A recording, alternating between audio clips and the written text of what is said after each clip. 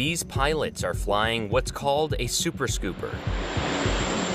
At around $30 million, it's one of the most expensive aerial firefighting aircraft ever made. It's literally a boat with giant wings, and it's built like a tank. It looks like no other plane in the world. The CL-415 Enhanced Aerial Firefighter can scoop and drop 1,400 gallons of water on wildfires in a matter of minutes. Compare that to this 1970s plane, which could only drop 200 gallons of water at a time. $30 million is very expensive for any aircraft. However, it's actually the most cost-effective aerial firefighting asset.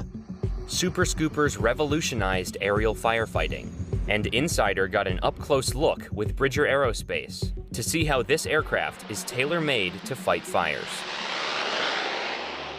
Airplanes have been used to fight wildfires for almost 100 years, but early attempts weren't nearly as effective. In the 50s and 60s, almost all the aircraft used to fight fires were retired or salvaged World War II aircraft. Tanks were strapped to the middle, and they were used in a very haphazard provisional manner. Some of these makeshift firefighting planes were only able to drop 150 to 200 gallons of water at a time.